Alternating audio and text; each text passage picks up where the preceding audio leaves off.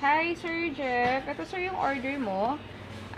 Thank you pala sa order mo na to. Tapos, ito yung package. So, sa package, sir, meron tayong dalawang gas, isang bag na BB, silicone oil, extra magazine, saka loader. So, yung dalawang gas, kaya sa package natin ay merong dalawang gas para maubos mo yung isang bag. So, yung isang bag kasi, meron siyang 4,000 pieces na BB. So, ganoon. Then, ito yung order mo. Glock 17 Gen 5 WE Black. Ayan. So, yan. Open natin. Out of the box, meron siyang manual. Meron siyang manual. Si Gen 5, meron siyang backstrap. Ayan. Meron siyang backstrap. Dalawa yan. Ito yung isa. So, ang Gen 5, ito yung mas latest na Glock 17. Ang different lang naman niya dun sa iba, kasi yung kanyang slide lock, yung slide lock niya kasi kabilaan. Left and right na yung slide lock niya. Compare dun sa iba na Gen 3, Gen 4, isa lang yung slide lock niya. So, ito, kahit left-handed ka, pwede sa'yo to. Ayan. Tapos, yung grip kasi ng Gen 5, mas maliit. Kaya, meron siya extra backstrap. So, pwede mong ikabit yan. Ayan. Pwede mong ikabit yan para mas tumaba yung grip niya. So, ganun siya. Ito yung unit mo. Ayan. So, ayan. Testing natin.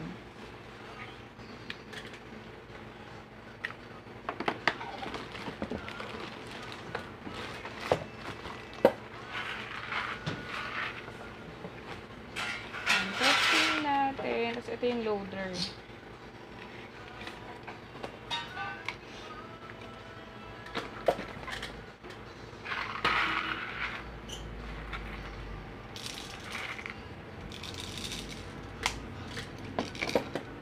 Lagay lang tayo, sir, ng ilan para lang matest natin.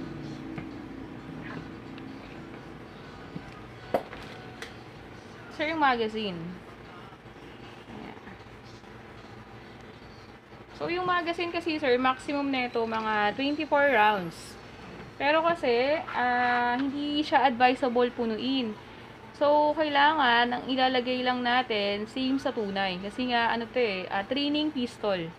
So, kung sa tunay ay 18 or 17 lang, ganun din yung gagawin natin dito.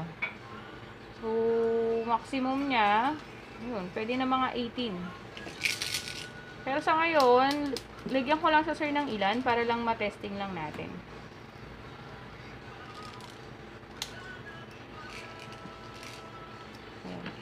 So, yung paglagay ng BB, pag ganyan.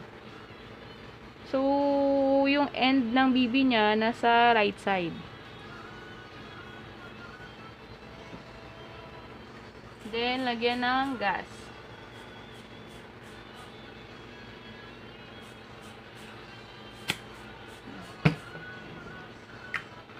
So, konti lang. Konti lang yung nilagay natin na gas. Sapat lang para maubos yung BB. Tapos, laging safety. No? Sa mga video ni Sir Raymond, lagi niyang pinapaalala yung safety natin. Pag nagkahawak kayo ng baril, laging ganyan. Huwag siyang ipapasok. So, papasok lang natin dyan kung ipuputok na. So, for safety, lagi tayo naka-trigger finger out. So, yan. Testing na natin, sir. Ayun, sir, yung bala.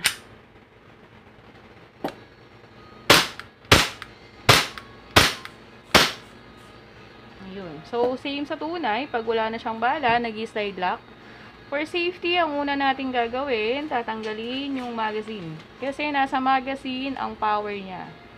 So, slide lock, then trigger. So, safe na siya. So, yun, Sir Jeff. Okay naman yung unit mo. Process ko na siya for shipping. Okay, thank you so much!